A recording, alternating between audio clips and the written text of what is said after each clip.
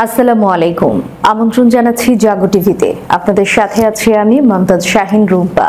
শুরুতেই জানিয়ে দিব আপডেটগুলো। জাতিসংঘে ফিলিস্তিনের জয় জয়কার। সাধারণ পরিষদে স্বাধীন ফিলিস্তিন রাষ্ট্র গঠনের পক্ষে ভোট দিয়েছে 143টি দেশ। রাফায় হামাসের তীব্র প্রতিরোধ। গাজায় বোমা বিস্ফোরিত হয়ে 4 ইসরায়েলি সেনা নিহত। চারদিকে আগুনের বলয়। ইউরোপ মরে যেতে পারে, ইইউ পররাষ্ট্রনীতি বিষয়ক প্রধান জোসেফ বোরেলের বক্তব্য। আফগানিস্তানে আকস্মিক বন্যায় নিহত অন্তত 60, নিখোঁজ আরো বহু। 50 দিন পর মুক্ত হয়ে কেজরিওয়ালের হুঙ্কার, স্বৈরাচারের বিরুদ্ধে লড়াইয়ের বার্তা। মুইজ্জুর দাবির মুখে মালদ্বীপ থেকে নীরবে সব সেনা প্রত্যাহার ভারতের। দর্শক শুনছিলেন শিরোনাম, এবারে বিস্তারিত। জাতিসংঘে ফিলিস্তিনের জয় জয়কার। সাধারণ পরিষদে স্বাধীন ফিলিস্তিন রাষ্ট্র গঠনের পক্ষে ভোট দিয়েছে 143টি দেশ। শুক্রবার নিউ ইয়র্কে জাতিসংঘের সাধারণ পরিষদে এই প্রস্তাবটি উত্থাপিত হয়। এতে বলা হয়, স্বাধীন ফিলিস্তিনি গঠনের পক্ষে নিরাপত্তা পরিষদে আবারও ভোটাভুটি হোক। এতে আপনাদের সমর্থন আছে কিনা? এই প্রস্তাবে ভোট দেয় 143টি দেশ, বিপক্ষে ভোট দেয় 9টি দেশ, আর ভোটদানে বিরত ছিল 25টি দেশ। প্রস্তাবের পক্ষে ভোট দেওয়া 143টি দেশ মূলত স্বাধীন ফিলিস্তিনের প্রতি নিজেদের সমর্থন ব্যক্ত করেছে। গত সপ্তাহে নিরাপত্তা পরিষদে স্বাধীন ফিলিস্তিন রাষ্ট্র গঠন এবং তাদের পূর্ণ সদস্য পদ দেওয়ার একটি প্রস্তাব উত্থাপিত হয়, কিন্তু শুধুমাত্র যুক্তরাষ্ট্রের ভোটের কারণে প্রস্তাবটি গৃহীত হয়নি। এরপর ফিলিস্তিনকে স্বীকৃত এবং পূর্ণ সদস্য পদ দিতে নিরাপত্তা পরিষদে আবারও ভোট আয়োজনের জন্য সাধারণ পরিষদে প্রস্তাব তোলা হয়। আর এই প্রস্তাবের পক্ষে জাতিসংঘের সদস্যভুক্ত 4 ভাগের 3 ভাগ দেশ ভোট দিয়েছে। ব্রিটিশ সংবাদ মাধ্যম দ্য গার্ডিয়ান জানিয়েছে, আজকের এই ভোটটি ফিলিস্তিনের জন্য গুরুত্বপূর্ণ ছিল, কারণ এটির মাধ্যমে তারা বেশ কিছু অধিকার পেয়েছে। ফিলিস্তিন এখন থেকে সাধারণ পরিষদে প্রস্তাব উত্থাপন বা এতে সমর্থন এবং সংশোধন করতে পারবে। ফিলিস্তিনি প্রতিরোধ এখন থেকে সদস্য দেশগুলোর আসনে বসতে পারবেন এবং ফিলিস্তিন সক্রিয়ভাবে অধিবেশনে অংশগ্রহণ করতে পারবে। এছাড়া বিশ্বের বেশিরভাগ দেশ যে ফিলিস্তিনের পক্ষে রয়েছে সেটি এই ভোটের মাধ্যমে আবারও প্রকাশ পেয়েছে। সূত্র আল জাজিরা, দ্য গার্ডিয়ান। গাজায় বোমা বিস্ফোরণে ইসরায়েলের 4 সেনা নিহত হয়েছেন। এছাড়া গুরুতর আহত হয়েছেন আরো 1 সেনা। তারা একটি স্কুলে হামলা চালাতে গিয়ে এই দুর্ঘটনার কবলে পড়ে। শুক্রবার সকালে গাজা সিটি জেইতুন এলাকায় এই ঘটনা ঘটে। ইসরায়েলি প্রতিরক্ষা বাহিনী জানিয়েছে, জেইতুনের একটি সরু গলিতে বোমা বিস্ফোরিত হয়ে এই 4 সেনা নিহত হন।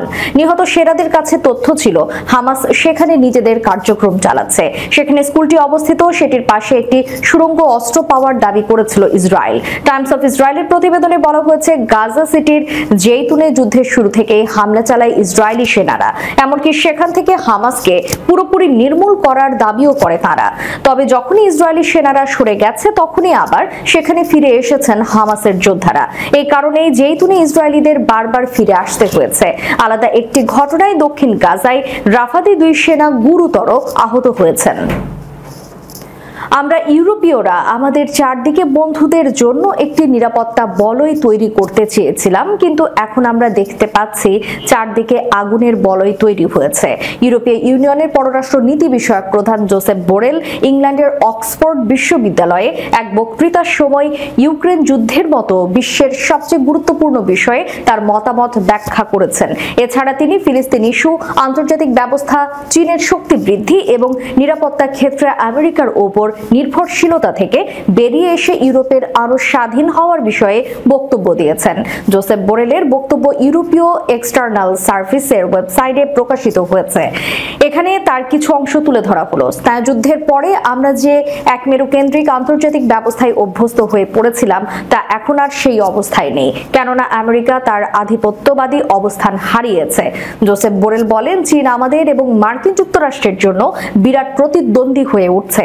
আমরা ইউরোপীয়রা আমাদের চারদিকে বন্ধুদের জন্য একটি নিরাপত্তা বলয় তৈরি করতে চেয়েছিলাম, কিন্তু এখন আমরা দেখতে পাচ্ছি চারিদিকে আগুনের বলয় তৈরি হয়েছে।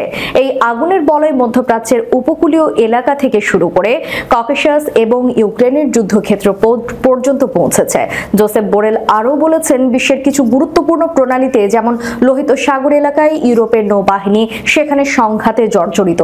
এছাড়াও দুটি জায়গায় যুদ্ধ চলছে যেখানে মানুষ তাদের জমি ফিরে পাবার জন্য লড়াই করে যাচ্ছে। একটি হচ্ছে ফিলিস্তিন ভূখণ্ড আর অন্যটি হচ্ছে ইউক্রেন। এক পক্ষ বলছে এটি আমাদের জমি, অন্য পক্ষ বলছে না এটি আমাদের জমি। জমির জন্য এই লড়াইয়ে অনেক রক্ত ঝরবে। আফগানিস্তানে আকস্মিক বন্যায় কমপক্ষে 60 জন নিহত হয়েছেন, আহত হয়েছেন শতাধিক মানুষ। এছাড়া ভারী বৃষ্টিপাতের জেরে সৃষ্ট এই বন্যায় নিখোঁজ রয়েছেন আরো বহু মানুষ। শনিবার এক প্রতিবেদনে এই তথ্য জানিয়েছে ব্রিটিশ সংবাদ মাধ্যম বিবিসি। প্রতিবেদনে বলা হয়েছে, উত্তর আফগানিস্তানে আকস্মিক বন্যায় কমপক্ষে 60 জন মারা গেছেন এবং আরো 100 জনেরও বেশি মানুষ আহত হয়েছেন বলে তালেবান কর্মকর্তারা জানিয়েছেন। বিবিসি বলছে, দেশটি উত্তরাঞ্চলীয় বাগলান প্রদেশের 5টি জেলায় ভারী বৃষ্টিপাতের পর আরো কয়েক ডজন লোক নিখোঁজ রয়েছেন। শুক্রবার রাতে এই অঞ্চলে আরো দুটি ঝড়ের পূর্বাভাস দেওয়া হয়েছিল, এতে করে সেখানে মৃতের সংখ্যা বাড়তে পারে বলে সতর্ক বার্তা দেওয়া হয়েছে। সোশ্যাল মিডিয়ায় ছড়িয়ে পড়া বেশ কিছু ছবিতে বেশ কয়েকটি গ্রামের বাড়ি ঘরের মধ্য দিয়ে পানির স্রোত বয়ে যেতে দেখা যাচ্ছে। এছাড়া ভয়াবহ এই বন্যা দেশটির এই অঞ্চলে ব্যাপক ক্ষয়ক্ষতি করেছে। মূলত গত কয়েক সপ্তাহ ধরে আফগানিস্তানে অস্বাভাবিকভাবে ভারী বৃষ্টিপাত হয়েছে। গত এপ্রিলের মাঝামাঝি থেকে বন্যায় দেশটিতে 100 জনেরও বেশি মানুষ মারা গেছেন। দুর্নীতির মামলায় 50 দিন কারাগারে থাকার পর মুক্তি পেয়েছেন ভারতের দিল্লির মুখ্যমন্ত্রী অরবিন্দ কেজরিওয়াল। শুক্রবার সন্ধ্যায় দেশটির তিহার কারাগার থেকে ছাড়া পান তিনি। এদিকে জেল থেকে মুক্তির পরপরই স্বৈরাচারের বিরুদ্ধে লড়াইয়ের বার্তা দিয়েছেন কেজরিওয়াল। তিনি বলেছেন, স্বৈরাচারের বিরুদ্ধে লড়াই করতে হবে। শনিবার এক প্রতিবেদনে এই তথ্য জানিয়েছে ভারতের সংবাদ মাধ্যম এনডিটিভি। প্রতিবেদনে বলা হয়েছে, কথিত মদ নীতি কেলেঙ্কারির সাথে জড়িত দুর্নীতির অভিযোগে 50 দিন কারাগারে থাকার পরে অরবিন্দ কেজরিওয়াল শুক্রবার সন্ধ্যায় দিল্লির তিহার জেল থেকে মুক্তি পেয়েছেন। এর আগে একই দিন দুপুরে দেশটির সুপ্রিম কোর্টে অন্তর্বর্তীকালীন জামিন পান তিনি। শীর্ষ আদালতের এই রায়ের ফলে আগামী 1 জুন অর্থাৎ লোকসভা ভোটের শেষ দফা পর্যন্ত জেলের বাইরে থাকবেন কেজরিওয়াল। দিল্লির আবগারি নীতিকাণ্ডে গত 21 মার্চ তাকে গ্রেফতার করেছিল ভারতের কেন্দ্রীয় অর্থ মন্ত্রণালয়ের তদন্তকারী সংস্থা এনফোর্সমেন্ট ডিরেক্টরেট। ভারতে চলছে লোকসভা নির্বাচন। ইতিমধ্যেই তৃতীয় দফার ভোট গ্রহণও সম্পন্ন হয়েছে। আর এর মাঝেই আম আদমি পার্টির প্রধান এই নেতার মুক্তির অর্থ হলো তিনি এখন তার দল এপি এবং বিরোধী ইন্ডিয়া ব্লকের নির্বাচনী প্রচারণাতেও অংশ নিতে পারবেন। চলমান নির্বাচনে দিল্লির 7টি আসনে আগামী 25 মে ভোট অনুষ্ঠিত হওয়ার কথা রয়েছে। এদিকে মালদ্বীপের প্রেসিডেন্ট মোহাম্মদ মুইজ্জুর দাবি অনুযায়ী দেশটি থেকে সব সেনা প্রত্যাহার করে নিয়েছে ভারত।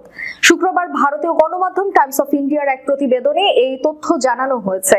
মালদ্বীপ সরকার ভারতকে শুক্রবারের মধ্যে দ্বীপ রাষ্ট্রটি থেকে সেনা সরিয়ে নেয়ার সময়সীমা বেঁধে দিয়েছিল। তার আগেই দ্বীপ রাষ্ট্রটি থেকে সামরিক সদস্যদের সরিয়ে নিয়েছে ভারত। এর আগে সোমবার রাতে অর্ধেকের বেশি সেনা সরিয়ে নেওয়া হয়েছিল। দেশটিতে অবস্থান করছিল 80 জনের বেশি ভারতীয় সেনা। গত বছর নির্বাচনী প্রচারাভিযানে মুইজ্জুর অন্যতম মূল প্রতিশ্রুতি ছিল এই সেনাদের ভারতে ফেরত পাঠানো। মালদ্বীপের প্রেসিডেন্ট অফিসের প্রধান মুখপাত্র হিনা ওয়ালিদ নিউজ পোর্টাল সান এমভিকে নিশ্চিত করেন, ভারতীয় সেনাদের সর্বশেষ ব্যাচ প্রত্যাহার করা হয়েছে। এই দফায় কত সংখ্যক ভারতীয় সেনা মালদ্বীপ ছাড়লো সেই সংখ্যা জানাননি তিনি। এই সংখ্যা পরে জানানো হবে বলেও যোগ করেন তিনি। প্রেসিডেন্ট মুইজ্জুকে দেখা হয় চীনপন্থী নেতা হিসেবে। ক্ষমতায় এসেই নয়াদিল্লিকে দেশ থেকে ভারতীয় সেনাদের সরিয়ে নেওয়ার বার্তা দেন তিনি। বর্তমানে চীনের সঙ্গে বাণিজ্যিক সম্পর্ক ঘনিষ্ঠ করছে দেশটি। সূত্র টাইমস অফ ইন্ডিয়া। দর্শক, শেষ করার পূর্বে সংবাদ শিরোনামগুলো জানিয়ে দিব আরো একবার। জাতিসংঘে ফিলিস্তিনের জয় জয়কার। সাধারণ পরিষদে স্বাধীন ফিলিস্তিন রাষ্ট্র গঠনের পক্ষে ভোট দিয়েছে 143টি দেশ। রাফায় হামাসের তীব্র প্রতিরোধ, গাজায় বোমা বিস্ফোরিত হয়ে 4 ইসরায়েলি সেনা নিহত। চারদিকে আগুনের বলয়, ইউরোপ মরে যেতে পারে, ইইউ পররাষ্ট্রনীতি বিষয়ক প্রধান জোসেফ বোরেলের বক্তব্য। আফগানিস্তানে আকস্মিক বন্যায় নিহত অন্তত 60, নিখোঁজ আরো বহু। 50 দিন পর মুক্ত হয়ে কেজরিওয়ালের হুঙ্কার, স্বৈরাচারের বিরুদ্ধে লড়াইয়ের বার্তা। মুইজ্জুর দাবির মুখে মালদ্বীপ থেকে নীরবে সব সেনা প্রত্যাহার ভারতের।